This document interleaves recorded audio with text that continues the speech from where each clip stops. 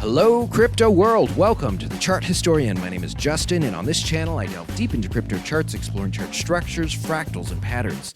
In this video, I'm going to talk about XRP, what I believe is taking place on today's chart, what I think is coming down the pike, and what I believe you should be aware of and prepared for in the coming days. In my last video, if you watched my previous XRP video, I talked about us being in the final correction before the bull run.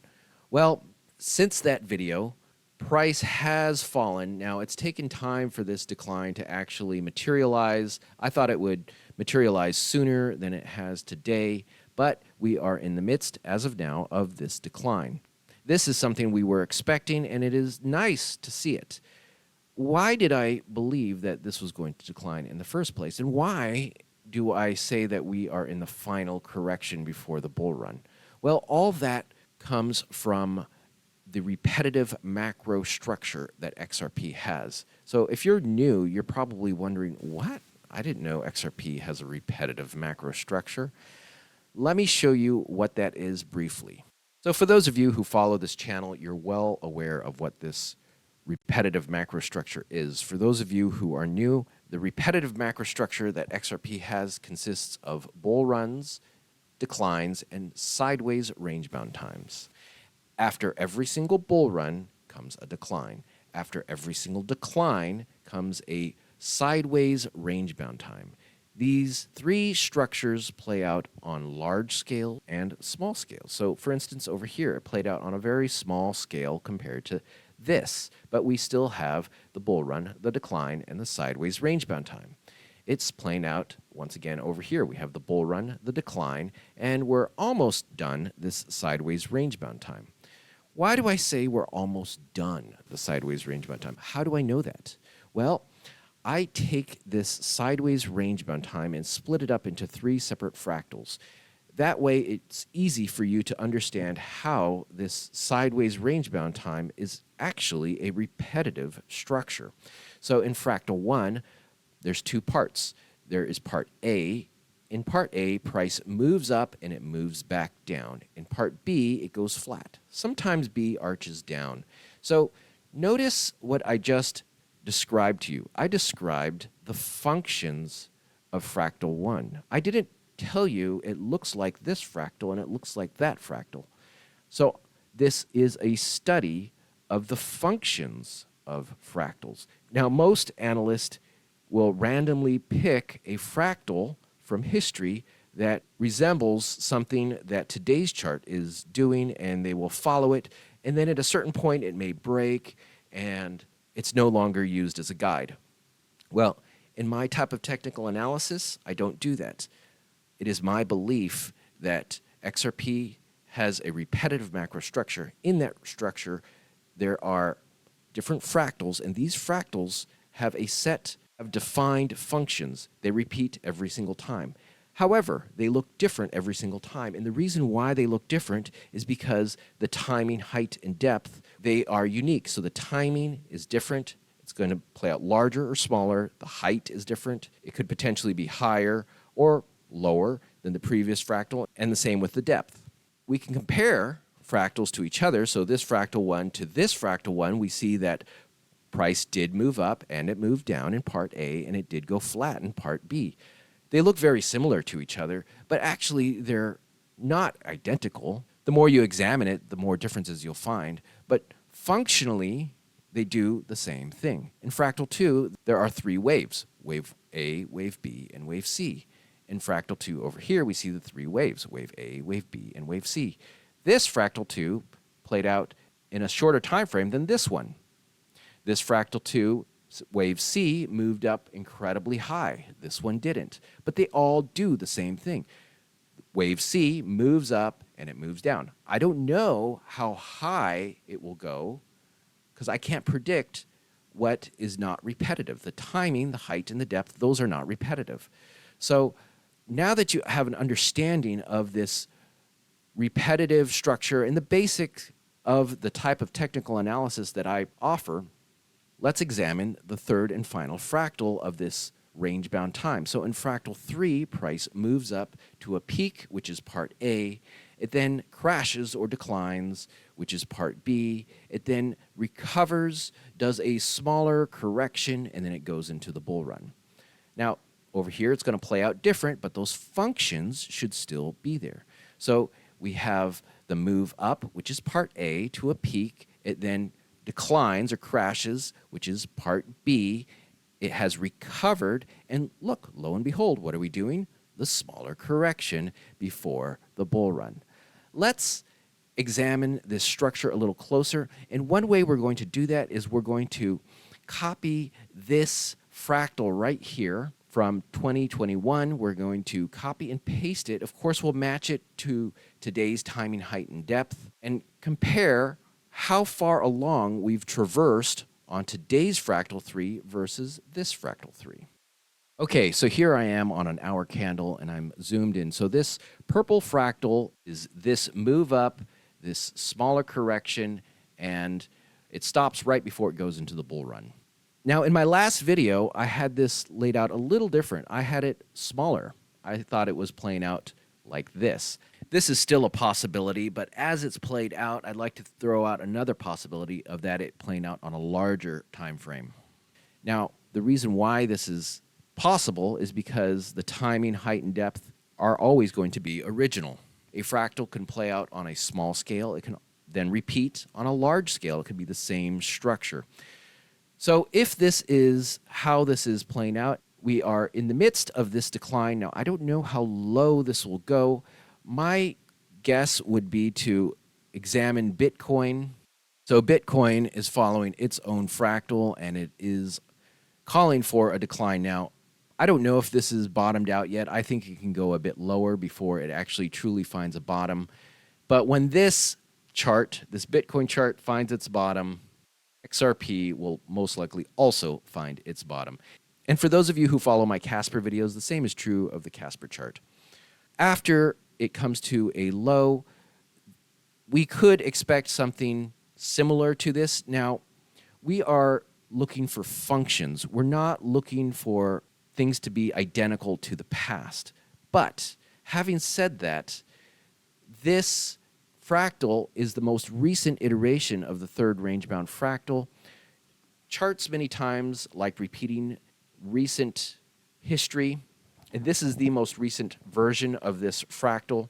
So I would not be surprised if it does something similar to this. Now, the thing with recent history is it can be a great guide, but at any point it can break and do something different. So just be aware of that.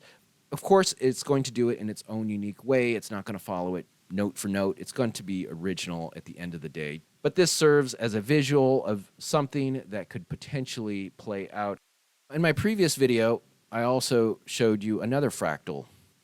It was this third range fractal from 2016 / the beginning of 2017. If we were to copy this fractal and paste it on today's chart, there are a lot of similarities. But just briefly, price moves up to a peak, which is part A. It even has multiple peaks. It then declines, which is part B. It then recovers, does a smaller correction, and then it goes into the bull run. So we see that those functions are present, even though the fractal looks very different. Believe it or not, this is a common fractal a lot of people are using right now because it is so similar, and the truth is it's a third range-bound fractal. So it's going to have a lot of commonality to what today's third range-bound fractal is doing. It's repeating the same functions. Let's copy and paste this and put it onto today's chart and see how it compares. Okay, so here we are with that fractal copy and pasted. This is that 2016 / 17 fractal. Now, there are differences and there's similarities. So we have that flat area on today's chart, just as it did in 2016 / 17. It moves up into the first peak here. It then declines, moves back up into the second peak. It then winds its way down to the low point, which is part B. And this is where it deviates, in my opinion. So we have some pretty amazing correlation. For instance, this dip right here is this wick that took place on this fractal 3.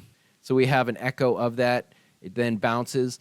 So in 2016, 17, it did this bounce, which it did not do on today's chart. It then does this bottoming structure, which on today's chart, it just skipped this, moved up quite high. It is my belief that this is no longer a bottoming structure. However, it is following the basic idea that it is doing here. So if this is going to continue the basic concept that is at play, just higher up instead of way down here, what we should expect is at some point it to recover, and then this in 2016/17 was that smaller correction. So now we have a bit of a conflict. Is this the smaller correction, or is this going to be the smaller correction further down the road?